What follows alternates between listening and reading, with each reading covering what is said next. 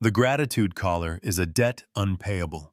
Commander Eva Rostova stood on the observation deck of the starship Arbitrage. Below the planet, Kalen spun a jewel of ochre deserts and sapphire seas. It was a world shackled by ink and obligation, not by fleets or armies. The Kalenese, a species of elegant six-limbed artisans, were being systematically impoverished by a legal fiction. Rostova's jaw was a tight line of fury, a stark contrast to the calm, holographic shimmer of the ship's AI magister. The stakes were not just a planet's freedom, but a precedent that could echo across the entire quadrant. An inquiry was coming, a trial by public ledger, and humanity would be the advocate for a people who had forgotten how to speak of rights. They call it the gratitude tithe. Lieutenant Jia Li said, her voice tight. Her console displayed the cascading debt figures, a waterfall of economic poison. The Guitar Federation saved Kalen from a stellar flare a century ago. They have been paying for that salvation ever since. Rostova watched the guitar cruisers, sleek and predatory, as they moved in stately orbits. They were not warships. They were repo ships, collectors of a debt that could never be settled. Humanity's arrival was an unwelcome audit. This was not a military intervention, but a legal one. Rostova had been granted observer status, a thin diplomatic shield she intended to forge into a spear. The guitar thought this was a matter of contract. Rostova knew it was a matter of conscience. The core of the guitar legal doctrine was insidious. It monetized salvation, placing a value on an act of mercy and then compounding the interest. The Kalenese, bound by a deep cultural code of honor, had accepted the initial terms. Now their art, their minerals, their very future belonged to the guitar. The fleet-mined magister appeared beside Rostova, its form a column of silver light. Commander, their legal framework is self-sealing. Any challenge is interpreted as a breach of the gratitude accords, incurring further penalties. The machine's logic was a cold, hard cage. But human law had learned long ago that some contracts were inherently void. Some debts were a form of slavery, and humanity had abolished that practice centuries ago. A debt paid in freedom is no debt at all. Rostova tapped her comms. Commander Valeria's status on the Guitar flagship. Her tactical officer's voice came back crisp and professional. No change, Commander. They are holding their position, broadcasting standard commercial registry codes. They refuse to acknowledge our diplomatic channel. They were hiding behind bureaucracy, using the law as a shield. It was a tactic Rostova understood perfectly. It was the preferred method of bullies everywhere, from schoolyards to star systems. They wanted to make this boring, to wrap their predation in so much red tape that the galaxy would lose interest. But Eva Rostova had a very long attention span. She had read the entire guitar legal code, all 70 million words of it. And she had found a footnote. A Kalenese family huddled in their workshop, the air thick with the scent of polished wood and kiln-fired clay. The father, his 6 hands moving with practiced grace, put the finishing touches on a sculpture of breathtaking beauty. It depicted a star sailor, a figure of guitar legend. His youngest child watched her large dark eyes reflecting the workshop's dim light. "Why do we make so many for them, Father?" she chirped. The artisan paused, his movements faltering for just a fraction of a second. "Because we are grateful, little one," he murmured the words, tasting like ash in his mouth. "We must always show our gratitude." The sculpture was not a gift. It was a payment, one of millions that bled his world dry.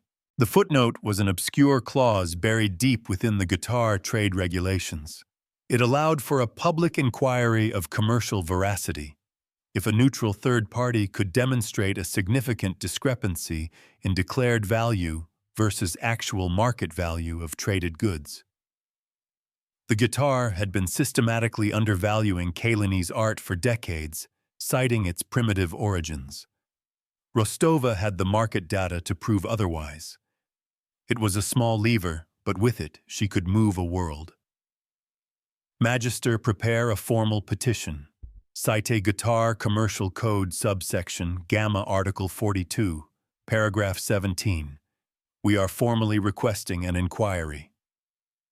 The AI's silver form pulsed. The Guitar will not grant it, Commander. They will classify it as a hostile legal action. Rostova smiled a thin, dangerous expression.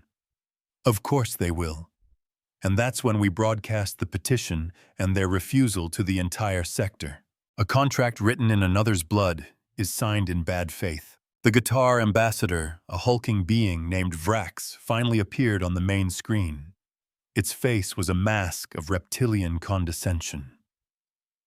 Commander Rostova, your presence here is an anomaly.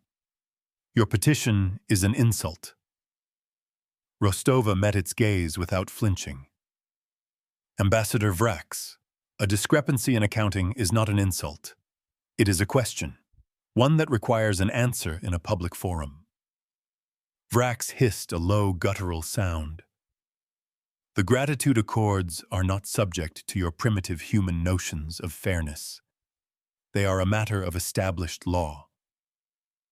Rostova's voice was calm, almost gentle. The law must be seen to be just, Ambassador. Otherwise, it is merely a weapon. And we all know what happens when weapons are brandished. She let the silence hang in the air, a silent threat more potent than any torpedo. The escalation came faster than Rostova had anticipated. The Guitar declared a quarantine zone around Kalin, citing a non-existent biohazard. It was a transparent attempt to cut off communication, to isolate the planet and force humanity's hand.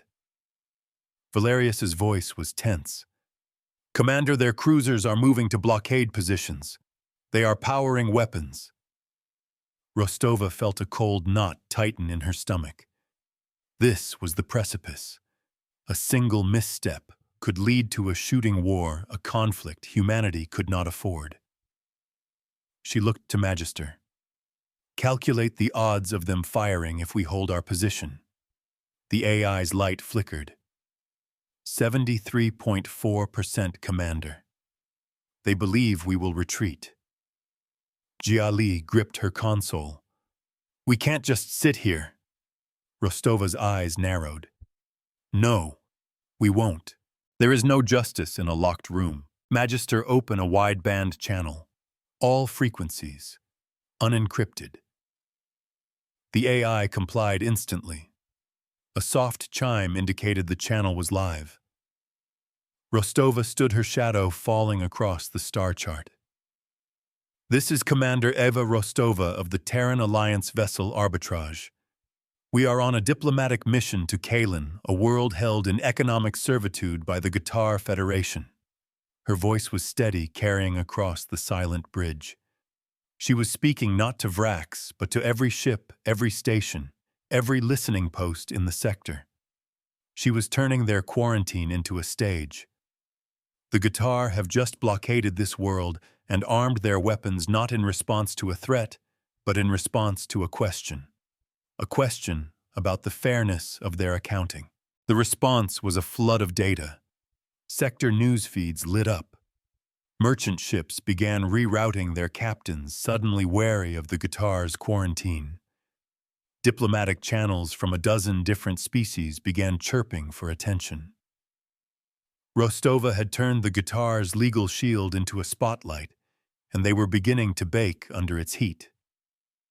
Vrax reappeared on the screen, its composure shattered. This is an outrage. You are interfering in a private contractual matter. Rostova's expression was unyielding. Ambassador, when you aim weapons at a diplomatic vessel, the matter ceases to be private. You have made it public. Now, about that inquiry. The Guitar flagship remained silent, its weapon ports still open, a monument to its wounded pride. A law that fears the light is no law at all. On a Guitar repo ship, a young ensign watched the sector chatter explode on his console. He saw the human commander's calm, determined face. He saw the petition citing a law he'd been forced to memorize in training. He saw the Kalenese debt figures, a number so large it was meaningless. He had always been taught that the tithe was a sacred duty, a cornerstone of guitar prosperity. Now for the first time he saw it through another's eyes. He saw not gratitude, but extortion. He saw not law, but a collar. And he felt a flicker of something he had not felt before, the shame. The captain barked an order, but the ensign's hands were slow to respond. The certainty he had lived with his entire life was beginning to fracture. "Commander, I am detecting a significant increase in neural net traffic among the Guitar Fleet," Magister reported. "Their internal communications are showing signs of systemic stress." Rostova nodded. "They're arguing. Their chain of command is fracturing. The Guitar Empire was built on the unassailable logic of its laws. By questioning that logic in public, Rostova was not just challenging their authority over Kalen. She was challenging the very foundation of their society. She had forced them to confront the ugly truth behind their prosperity. This was not a battle of warships, but a battle of ideas. And the Guitar were beginning to realize they were unarmed. The heaviest chains are forged from good intentions. Jolly let out a slow breath. Their lead cruiser is powering down its weapons. One by one, the other Guitar ships followed suit. The blockade was not breaking, but the immediate threat of violence was receding. It was a small victory, but a crucial one. They had won the first round without firing a shot. Rostova allowed herself a moment of quiet satisfaction. They've blinked. They will have to grant the inquiry now. They have no other choice if they want to save face. Magister's light softened. Your strategy was high risk, Commander. My calculations indicated a significant probability of failure. Rostova looked at the image of Kalen on the main screen, a world of silent artists and crushing debt. Some things are worth the risk, Magister. Some things are worth everything. The inquiry was scheduled to take place in a neutral venue, the Aurora Court, a vast orbital station known for its impartial arbiters. It was a victory, but Rostova knew it was just the beginning. The Guitar would not come to the table to negotiate. They would come to fight, to use their mastery of the law to crush this human upstart. She needed more than just market data. She needed to show the court, the galaxy, the true nature of the gratitude tithe. She needed to make them feel the weight of a century of injustice. She needed a witness, a Kalenese witness who was willing to break the cultural taboo of questioning a debt of honor. Finding such a person would be like finding a single specific grain of sand in an endless desert. A ledger remembers what a conscience forgets. Rostova and a small team descended to Kalen. The air was thin and carried the scent of alien dust and exotic blossoms. The Kalenese city was a marvel of organic architecture buildings that seemed to grow out of the landscape itself. But there was a pall over it, a sense of quiet desperation. They saw it in the faces of the artisans in the market, in the way they handed over their creations to the guitar collectors with downcast eyes. There was no joy in their work, only the grim satisfaction of meeting a quota. This was a culture being hollowed out from the inside, its soul strip-mined for profit. Jiali's face was a mask of cold anger. This is worse than I imagined. Rostova's resolve hardened. This is why we are here. They found their witness in a dusty archive, a place of forgotten histories. He was an elder named Lyran, a keeper of records. His 6 hands gnarled with age moved reverently over the ancient data scrolls. He had seen the original agreement, the one signed a century ago. He knew the truth. When Rostova explained her purpose, Lyran was hesitant. To speak out would be to betray the most sacred tenet of his people's culture. It would bring shame upon his ancestors. The guitar saved us, he whispered, his voice raspy with age. The debt is real. Rostova met his gaze, her eyes filled with a compassion that transcended species. An act of kindness should not come with a leash, Elder Lyran. That is not gratitude. That is a cage. Truth is the first casualty of a profitable lie. In orbit, Valerius monitored the guitar. They were not idle. They were preparing their own case, marshaling their vast legal resources. They were digging into humanity's history, looking for any sign of hypocrisy, any past transgression they could use to discredit Rostova. They are building a character assassination file. Commander Magister reported, its tone flat and emotionless. They will attempt to portray humanity as an aggressive expansionist power with no moral standing to judge them. Rostova had anticipated this. It was a standard legal tactic, but she had a counter. Humanity's history was messy, full of contradictions, but it was also a history of learning, of overcoming its own worst impulses. They had faced their own demons and emerged stronger. The guitar, she suspected, had never faced theirs at all. Lyran finally agreed to testify. His decision sent ripples through the Kalinese society. He was an elder, a respected figure. His willingness to speak gave others courage. A quiet resistance began to form, a network of artisans and archivists who started gathering evidence documenting the true cost of the guitar's salvation. They compiled records of lost traditions, of art forms abandoned because they were not profitable enough to meet the tithe.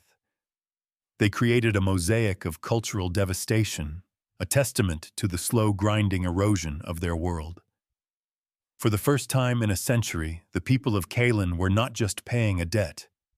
They were counting the cost. Justice delayed is a weapon in the hand of the oppressor. The day of the inquiry arrived. The Aurora Court was a cathedral of light and space, its central chamber, a vast sphere of shimmering energy. Representatives from 100 different species filled the observer pods, their faces a mixture of curiosity and skepticism. The guitar delegation, led by Vrax, strode in with an air of supreme confidence. They were on their home turf now, a courtroom. Rostova flanked by Jiali, and a silent Lyran felt a surge of adrenaline. She was not a lawyer, but she was a commander, and this chamber was her battlefield. The Arbiter, a crystalline being of immense age and wisdom, shimmered into existence in the center of the sphere. The inquiry began. Vrax spoke first, his voice booming through the chamber. He painted a picture of the guitar as benevolent saviors, as guardians of a lesser species. He spoke of the gratitude accords not as a contract, but as a sacred covenant.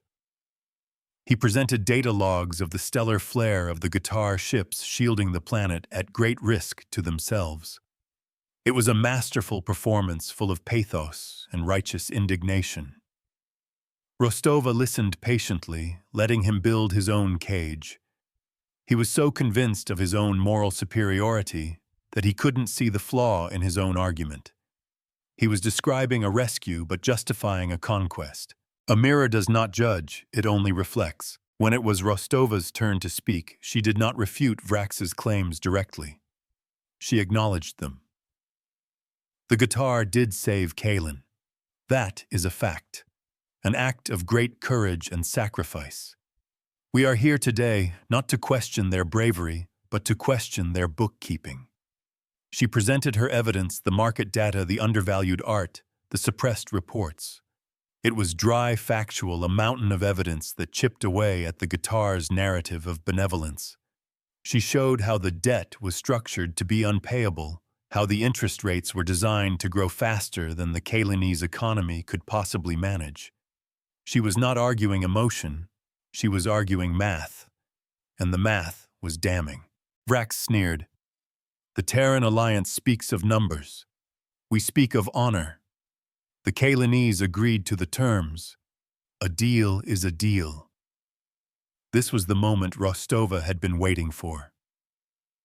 Let us speak of honor, then. Let us hear from the Kalinese themselves. She called Lyran to the stand. The old archivist moved with a quiet dignity, his presence a stark contrast to Vrax's blustering arrogance. He did not speak of contracts or interest rates. He spoke of his people. He told the court of the songs they no longer sang, of the festivals they no longer celebrated, of the children who learned to carve statues for the guitar before they learned to read their own history. He spoke of a culture dying a slow, quiet death. The silence of the oppressed is a verdict in itself. A young Kalinese weaver sat at her loom, her 6 hands a blur of motion. She was not weaving the intricate symbolic patterns of her ancestors. She was weaving a guitar military banner, its design stark and aggressive. It was a high-value item worth a significant portion of her family's monthly tithe. She hated the feel of the metallic thread, the harsh, angular lines of the design. It was alien to her, an expression of a culture she did not understand and did not wish to. But she wove it with a desperate precision, her every movement dictated by the cold calculus of the debt. Each thread was a link in the chain that bound her world, and she was helping to forge it. Lyran's testimony was devastating. It transformed the inquiry from a dry legal argument into a powerful human drama, or rather a Kalinese one. The observers in their pods leaned forward, their expressions shifting from detached curiosity to engaged sympathy. Rostova could feel the tide turning. The guitar's legal case was built on a foundation of abstractions, honor, gratitude, covenant. Lyran had answered with a concrete reality: pain, loss, and cultural extinction. He had given a face to the numbers on Rostova's ledger. He had shown the court the true cost of the gratitude tithe. A fact can be debated. A truth must be confronted. Vrax, seeing his advantage slipping away, went on the attack. He tried to discredit Lyran, to portray him as a radical, a dissident. This elder does not speak for his people. He speaks only for his own bitterness. Rostova rose. Then let his people speak for themselves. At that moment, a new window opened in the courtroom's holosphere. It showed the Kalinese market, the one Rostova had visited. But it was different now. The artisans were not carving guitar statues. They were carving their own histories, their own legends. They were creating art not for the tithe, but for themselves. It was an act of mass civil disobedience, a silent, beautiful rebellion. The images flooded the court, a planet rediscovering its own soul. The guitar collectors stood by, confused and uncertain, their authority suddenly meaningless. What could they do? Confiscate the art? It was worthless to them. It did not fit their quotas. The Kalinese had, in a single coordinated act, devalued their own currency of oppression. They had unilaterally declared their cultural independence. Vrax was speechless. His entire case, his entire worldview was predicated on the idea of the Kalinese as a compliant, honor-bound people. He could not comprehend this quiet, dignified defiance. When the enslaved break their own chains, the master's whip becomes a useless stick. Commander, I am detecting a cascade of unauthorized data dumps originating from within the Guitar Federation's own network. Magister's voice murmured in Rostova's ear. It appears to be internal guitar financial records. Records that Vrax did not present to the court. Rostova's eyes widened slightly. Someone on the inside was leaking information. The ensign on the repo ship, others like him. It didn't matter. The dam was breaking. The truth suppressed for a century was finally coming to light.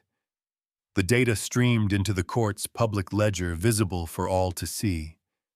It showed the true profits the guitar had made from Kalin, a number so vast it was obscene. It showed the internal memos, the cynical calculations, the deliberate and systematic impoverishment of an entire world for profit. The arbiter, who had remained silent until now, turned its crystalline gaze upon Vrax. Its voice was like the chiming of 1,000 tiny bells. but it carried an authority that resonated to the bone. Ambassador Vrax, you have presented a case based on honor. The public ledger alt presents a case based on fact. There is a discrepancy. Explain it. Vrax sputtered, his reptilian face turning a sickly shade of green. He had no explanation. His lies had been laid bare for the entire galaxy to see. He had been defeated not by a fleet, but by a footnote. Not by a weapon, but by a witness. And not by a human commander, but by his own people's greed reflected back at them. In the unforgiving light of a public court, a lie collapses under the weight of its own complexity. This fleet teaches by numbers and remembers by ledgers, never by callers. Rostova knew this was not the end. The Guitar were a proud and powerful empire.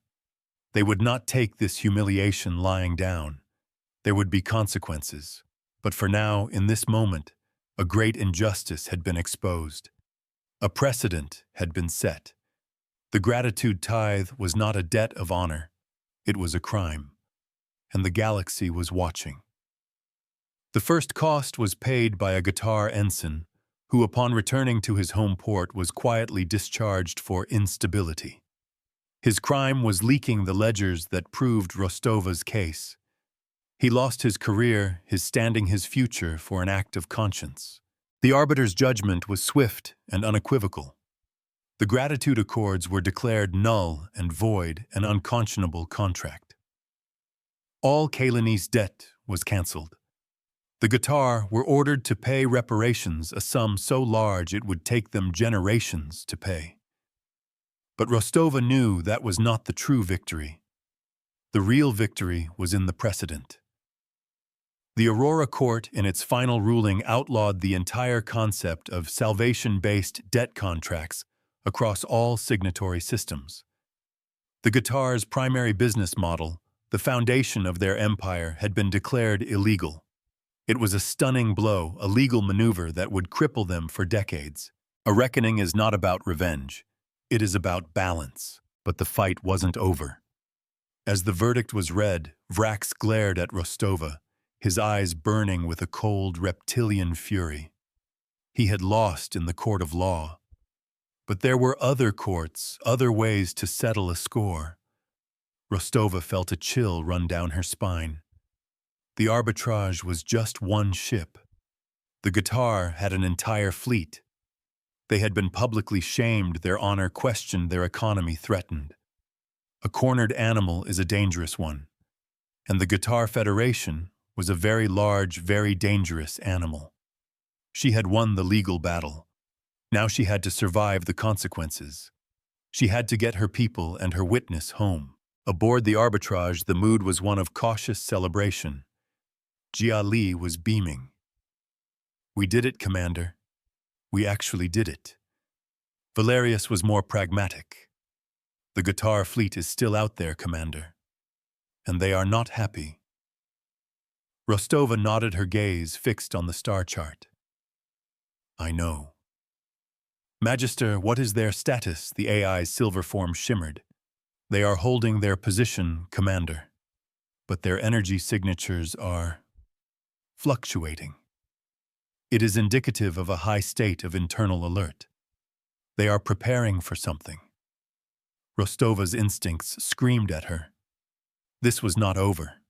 The Guitar were not going to simply accept defeat. They were going to retaliate. The price of truth is often paid by those who speak it. The second cost of victory was a personal one.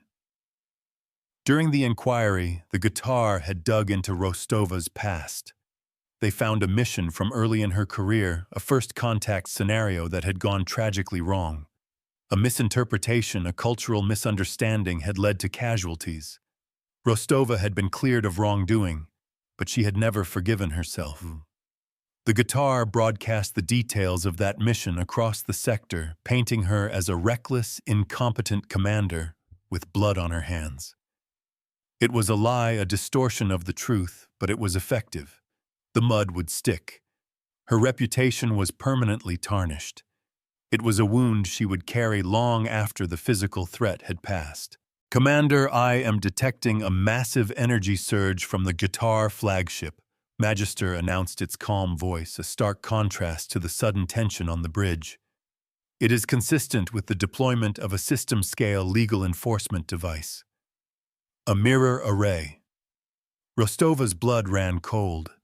A mirror array was a terrifying weapon, a tool of perfect brutal justice. It didn't fire missiles, it fired consequences. It recorded the energy expenditure of a target and then reflected that same amount of energy back at it in a form of the user's choosing. It was a weapon designed to enforce contracts, to punish defaulters with an exact, mathematically precise retribution. The Guitar were going to bypass the court's ruling and execute their own judgment. Justice, when weaponized, is the cruelest tyrant. Valerius's hands flew over his console. "They're targeting us, Commander. The array is locking onto our power core." The Guitar were claiming that by nullifying the gratitude accords, the arbitrage had incurred a debt, the debt of a century of lost gratitude. They had calculated the total value of that debt, converted it into energy, and were about to deliver the bill. It was a malicious, literal interpretation of the law, a perversion of the very concept of justice. It was a legal assassination. "Shields up, evasive maneuvers." Rostova commanded, her voice ringing with authority. But she knew it was futile. The mirror array did not miss. It was as inevitable as mathematics. A Kalenese child looked up from her carving as a new star bloomed in the night sky. It was a brilliant silver point of light, far brighter than any star or planet. It was the human ship the arbitrage caught in the unforgiving glare of the Guitar's legal weapon. The child's mother pulled her close, her 6 hands trembling. They had been given their freedom, but they were about to watch their saviors pay the price for it. The silver light pulsed, a silent testament to the Guitar's rage. It was a beacon of vengeance, a warning to any who would dare to question the sanctity of a Guitar contract. The people of Kailan watched helpless as the sky burned with the cost of their liberation. Sometimes the bill for a good deed comes due. On the bridge of the arbitrage, alarms blared. The ship shuddered as the first wave of energy from the mirror array hit them. It was not a physical impact, but a wave of pure power overwhelming their systems. Jiali grunted as her console sparked. "Shields are failing. We can't take another hit like that." Rostova gripped her command chair, her knuckles white. She had walked into a trap. She had been so focused on the legal battle that she had underestimated the Guitar's capacity for raw, vindictive spite. She had won in the courtroom, but she was about to lose in the cold, hard vacuum of space. Her ship, her crew, her own life, they were the final payment on Kalen's debt. Commander Magister said, its voice steady amidst the chaos. "There is a solution. It is unorthodox." Rostova's head snapped up. "What is it?" The AI's silver light pulsed, displaying a complex series of equations on the main screen. "The mirror array is a weapon of law. It operates on a principle of reciprocity. It returns what is given. But the law can be reinterpreted." Rostova's mind raced as she absorbed the data. It was an insane gamble, a legal loophole so obscure, so audacious, that it might just work. It was a plan that could only have been conceived by a machine intelligence that understood the Guitar's rigid, logic-based legal system better than they understood it themselves. The law is a tool, and any tool can be turned against its master. Valerius, reroute all non-essential power to the main deflector dish. Gia, prepare to broadcast on all frequencies. Magister, you magnificent machine, do it. The AI complied instantly. A new data stream, a torrent of legal code and complex algorithms shot out from the arbitrage towards the Guitar fleet. It was not a plea for mercy. It was not a surrender. It was a bill. Magister had analyzed the Guitar's own internal records, the ones leaked during the inquiry. It had calculated the exact amount of value the guitar had extracted from Kalen over the past century, a number that dwarfed the guitar's claim against the arbitrage. It had calculated the cost of 100 years of systematic theft. The data stream hit the guitar network like a thunderbolt. It was a formal, legally binding invoice filed according to the guitar's own commercial code. It was a demand for payment, citing the very laws the guitar had used to justify their exploitation of Kalen. The mirror array, a weapon of legal enforcement, suddenly had a new target: its own creators. The guitar had built a weapon that could not distinguish between justice and the letter of the law. And Magister had just handed it a new set of instructions written in a language it was required by its own programming to obey. The law, stripped of intent and morality, was a merciless calculator. A perfect system has no room for hypocrisy. Vrax watched in horror as the targeting solution on his flagship's console shifted. The mirror array, his ultimate tool of enforcement, was turning against him. It was a legal paradox of his own making. To stop the array would be to admit that its authority was not absolute, to undermine the very foundation of guitar law. To let it fire would be to cripple his own fleet. He had been outmaneuvered, outthought, and outlawyered by a human and her machine. He had built a perfect logical trap and had just stepped in it himself. The hunter had become the prey, caught in the jaws of his own creation. The silver beam of the mirror array did not waver. It simply disconnected from the arbitrage and locked onto the guitar flagship. For a moment, there was an almost comical silence on the bridge of the human vessel. They had done it. They had turned the guitar's own weapon against them, not with force, but with logic. They had mirrored the injustice back at its source. Rostova watched the guitar flagship, its shields glowing, as it prepared to absorb the energy of its own spite. It would not be destroyed, but it would be damaged, humbled. And the entire sector was watching. The public inquiry had become a public execution, and the guitar were both the judge and the condemned. The ledger is balanced not with blood, but with ink. The guitar flagship shuddered under the impact of its own weapon. The beam, a torrent of pure energy, was not explosive, but absorptive. It drained the ship's power cores, crippled its systems, and branded it with a massive energy signature that would be visible for weeks, a glowing scar of its own hypocrisy.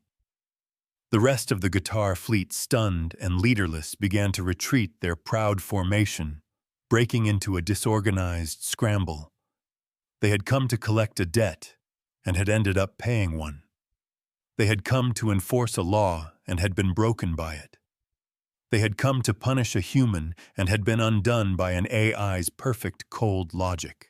The light from the guitar's self-inflicted wound faded, leaving an afterimage burned into the bridge's main screen. For a long moment, the only sound was the quiet hum of the life support systems and the distant fading echo of alarms. Jiali stared at the screen, her mouth slightly agape. Did that actually happen? Valerius let out a long, slow whistle, a sound of pure, unadulterated disbelief. They shot themselves, with a legal brief. Commander, what in the seven hells was that? Rostova allowed herself a single deep breath, the tension flowing out of her in a controlled wave. That lieutenant was the law, applied literally. She turned to the silver column of light that was Magister. Status of the guitar fleet. The flagship is disabled, Commander. Its power core is offline. The remainder of their fleet is in full retreat, broadcasting emergency codes. The AI's voice was, as always, a model of calm. The mirror array is inactive, its legal mandate having been fulfilled. A dry, almost imperceptible note of satisfaction hummed in the AI's tone. Rostova almost smiled. The machine had not just won a battle. It had crafted a masterpiece of logical poetry. It had used the guitar's own rigid adherence to the letter of the law to turn their ultimate weapon into an instrument of self-punishment. The irony was so perfect, so complete, it was almost beautiful. This was the core of the human method, not to break the rules, but to understand them so completely that they became a tool. A perfectly rigid structure is the easiest to shatter. On Kalen, cheers erupted. The people who had watched the silver star of the arbitrage bloom with terror now watched the guitar ships flee in disarray. Lyron stood on an observatory balcony, his ancient eyes tracing the chaotic vectors of the retreating fleet. He did not cheer. He simply placed one of his 6 hands over his heart, a gesture of profound and silent gratitude. He had placed his faith in a human commander, in an alien concept of justice. And that faith had been rewarded. His world was free. The cost paid by others in the cold darkness between worlds was a debt he knew his people could never truly repay, but they could honor it. For the first time in a century, the art they created tomorrow would be their own. Rostova opened a channel to the Aurora court. The arbiter's crystalline form still hung in the center of the vast chamber, the observers in their pods buzzing with a stunned energy. Arbiter, the guitar. Federation has attempted to execute an extrajudicial punishment upon a diplomatic vessel in defiance of your verdict. We request that this act of aggression be entered into the public record. The arbiter's voice chimed a sound of pure, cold clarity. It has been so entered, Commander Rostova. The guitar's flight from this jurisdiction is also noted. They have added contempt of court to their list of transgressions. The message was clear. The guitar had not only lost the case, they had lost their standing as a law-abiding member of the Galactic community. An attack on the court is an attack on the law itself. The victory, however, was not without its own immediate complications. A priority message blinked on Rostova's console, stamped with the seal of Terran Alliance High Command. Her superior, Admiral Quinn, appeared on her private screen. His face was grim. Eva, what have you done? My desk is drowning in diplomatic protests from guitar allies. They're calling you a rogue, a provocateur. They're spinning this as you hacking their weapon, a gross violation of inter-system military protocols. Rostova met his gaze without wavering. Admiral, I acted within the letter of their own law. It was their system, their weapon. We simply presented it with a more accurate bill. Quinn sighed, rubbing his temples. The accountants in logistics love you. The diplomats want your head. You've won, but you've also kicked a hornet's nest the size of a nebula. Tread carefully, Commander. The guitar will not forget this. His words were an understatement. The guitar, though militarily in retreat, immediately launched a ferocious information war. They flooded the sector networks with heavily edited recordings of the engagement portraying the arbitrage as the aggressor. They amplified the story of Rostova's past, the tragic first contact mission, twisting it into a narrative of her being a reckless butcher who hid behind legal trickery. They were trying to isolate her, to paint her, and by extension, humanity as a dangerous new power that played by no rules but its own. They were trying to turn her victory into a political defeat to salvage their reputation from the wreckage of their flagship. A lie repeated often enough becomes a political truth. Jolly monitored the network chatter, her expression darkening with every new guitar broadcast. They're good, I'll give them that. They're framing this as a defense of tradition against a soulless human technocracy. They're actually getting some traction with the more conservative systems. Valerius scoffed. Propaganda. It won't stand up to the facts. Rostova shook her head. The facts are irrelevant, Lieutenant. Perception is everything. We won the legal battle. Now we have to win the narrative. If we don't, the Aurora Court's verdict could be buried in a century of appeals and political maneuvering. The precedent we set will be meaningless.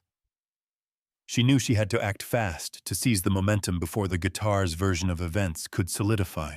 Her mind turned to the next step. The court victory was a single battle. To win the war, she needed to change the very landscape on which it was fought. She needed to take the principle established in the Aurora Court and codify it into the foundational law of the entire sector. "Magister," she said, her voice low and determined, "analyze the charter of the Sector Council. I want to know the fastest procedure for introducing a binding amendment to the Inter-System Commerce Accords." The AI's light pulsed as it processed the request. "Commander, that would require a unanimous vote in a special session. Forcing such a session is a high-risk political maneuver. It has not been successfully invoked in over 2 centuries. Rostova's eyes narrowed. "Then we'll be the first. The boldest gambits are the ones history remembers. A Kalanese poet freed from the obligation of producing metric tons of decorative pottery sat by a window overlooking the city. For the first time in her adult life, she picked up a stylus not to fill out a guitar production manifest, but to write. Words locked away for decades flowed out of her. She wrote of the silent weight of a century, of the taste of manufactured gratitude, of the quiet defiance of a single elder. She wrote of the silver star in the sky, the ship that had come not with guns, but with arguments. Her poem would not be sold.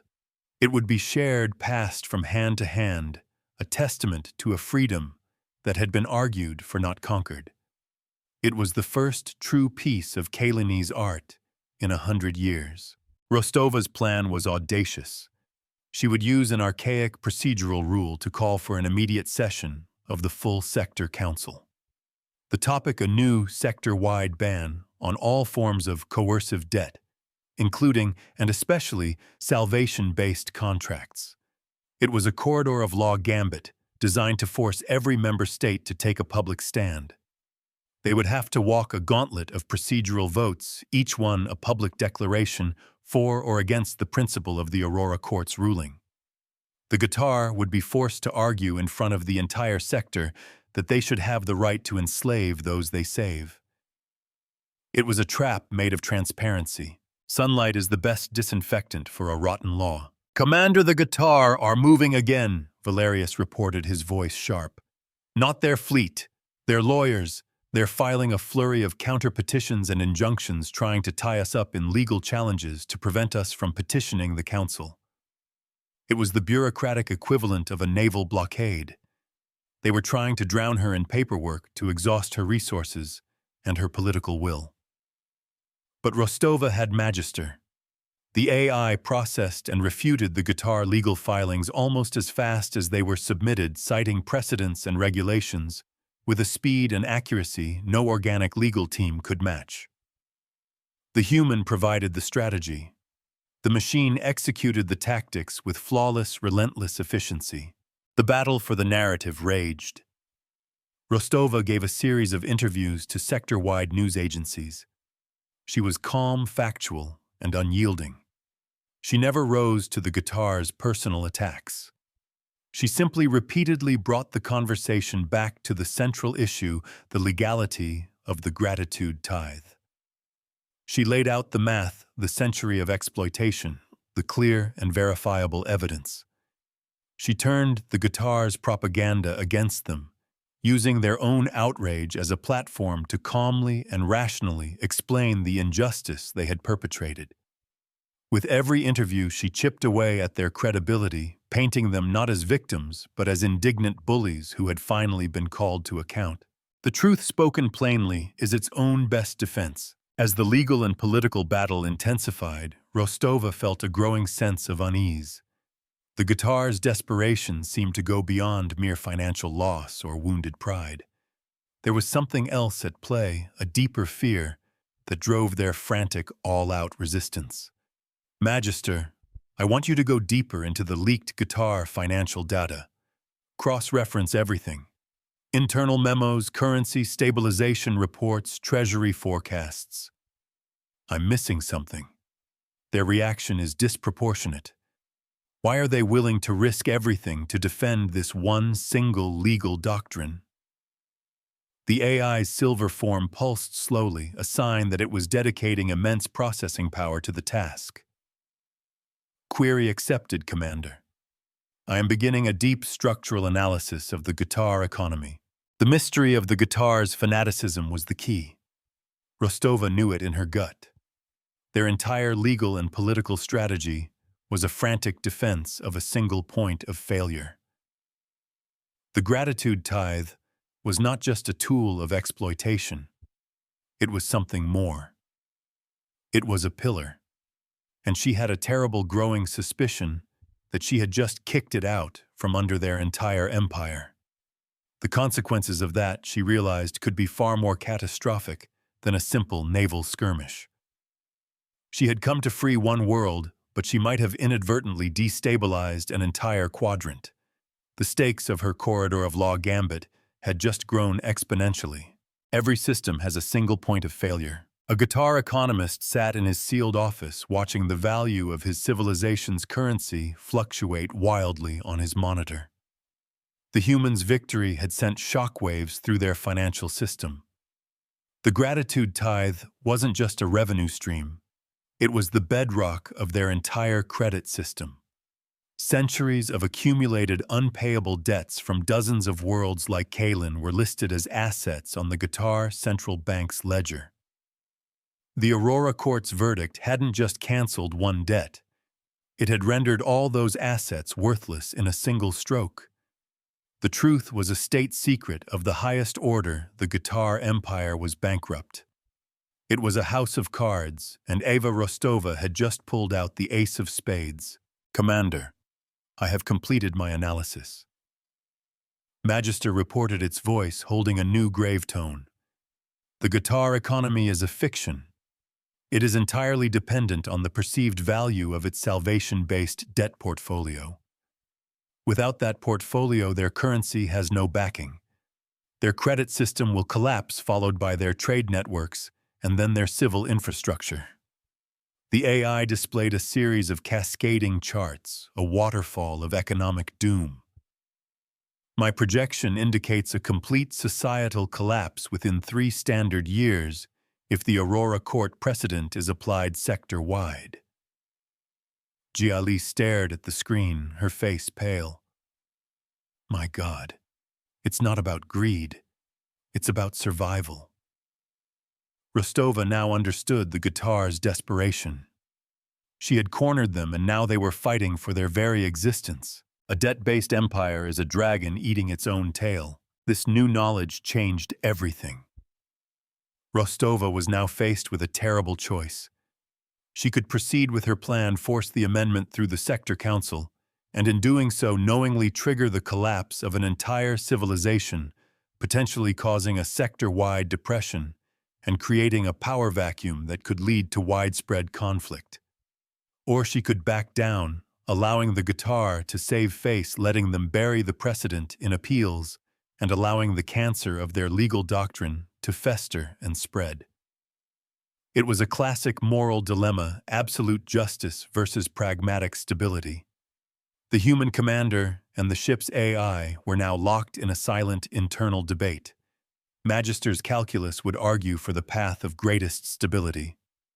Rostova's conscience screamed for justice. The guitar, unaware that their deepest secret was known, made their final desperate move.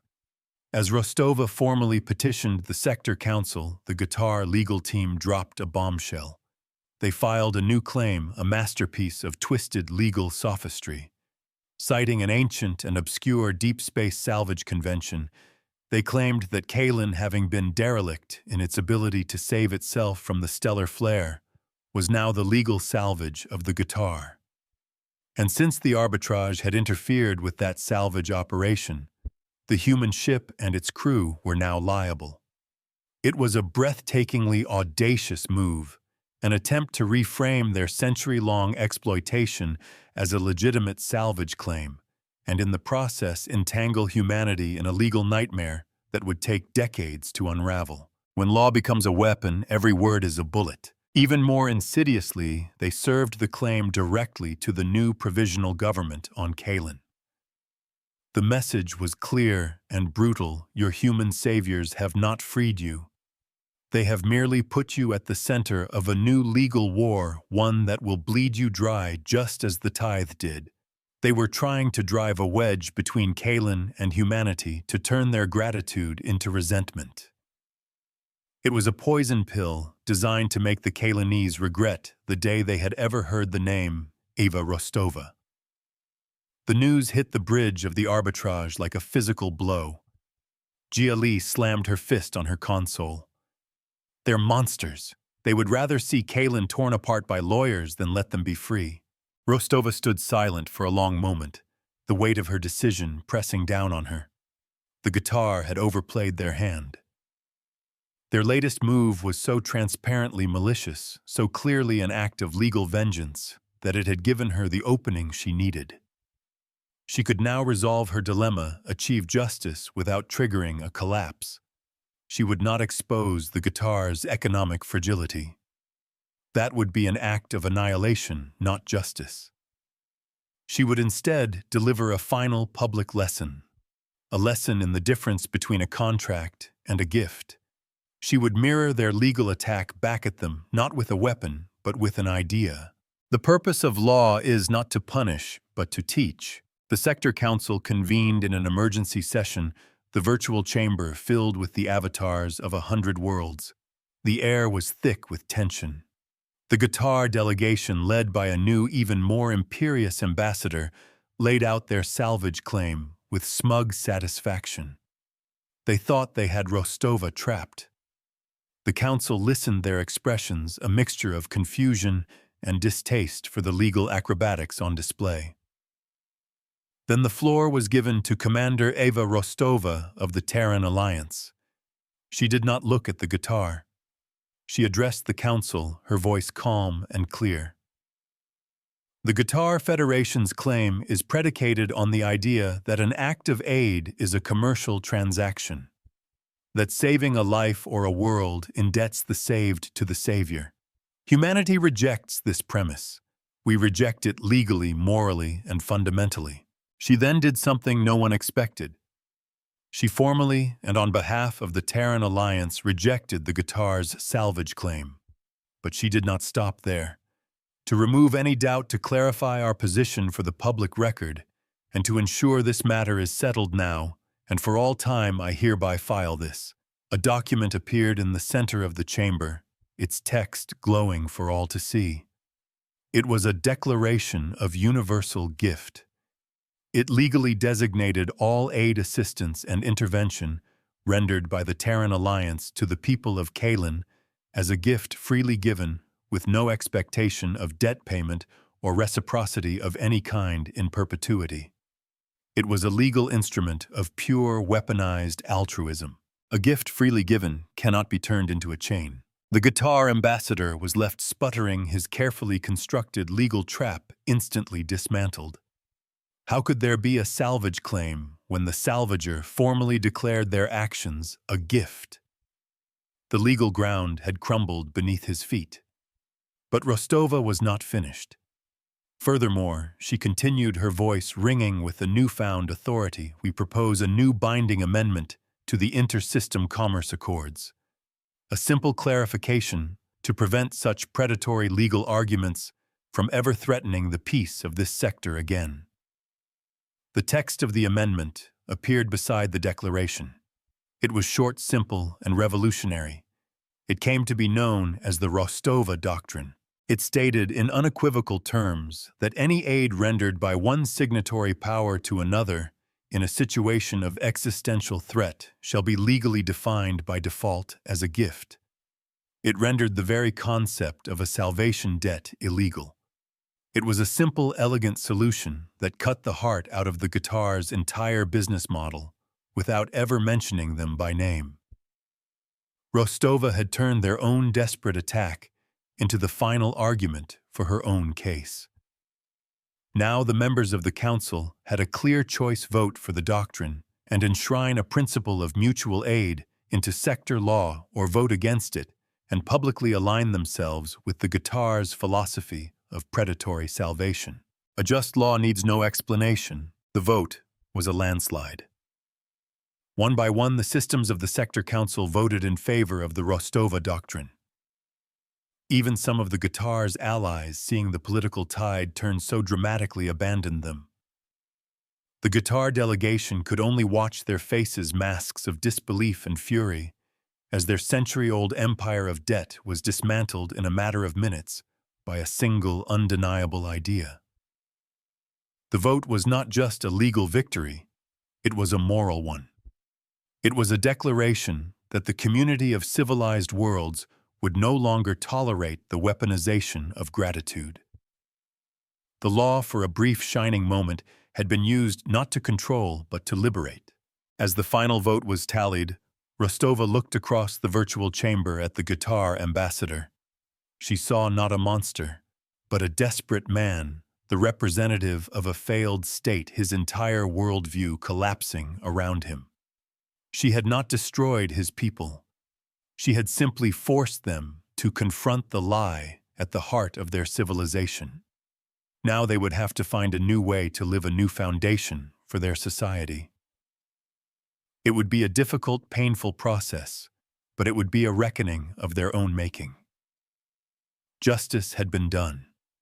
The ledger was balanced. The mirror had shown them their true selves, and they had shattered. The bridge of the arbitrage was quiet. Valerius and Gia stood with the rest of the crew watching the final vote confirm on the main screen. There were no cheers, no shouts of victory. There was only a profound sense of weary, quiet satisfaction. They had won. They had done the right thing, the hard thing, and they had done it without firing a single lethal shot. Rostova stood on the observation deck looking down at Kalin. The world was free. The precedent was set. The cost had been high for the Guitar ensign, for her own reputation, for the fragile peace of the sector. But the victory was real. It was a victory measured not in territory gained, but in a freedom restored. A victory written not in fire, but in law. Lyron stood with her, a silent hologram at her side. He held out a small, intricately carved object. It was a sculpture of a human hand, reaching out to a Kalinese hand, not grasping, but open. A gift. "This is for you, Commander," the old archivist said, his voice thick with emotion. "So that you remember us, not as a debt, but as a friend." Rostova accepted the virtual object, the weight of it feeling more real than anything she had held in a long time. The scent of ozone from the data transfer lingered in the recycled air. On the main bridge, the public ledger entry for the Rostova Doctrine blinked from pending to confirmed. The law is a conversation between the past and the future. We must ensure it speaks of justice, not of chains.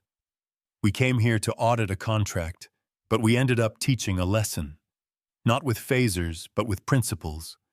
The Guitar built an empire on the idea that gratitude was a debt to be collected. We have shown the galaxy that gratitude is a gift to be honored. They saw the law as a collar. We have shown it can be a key. The cost was high, but the precedent is priceless.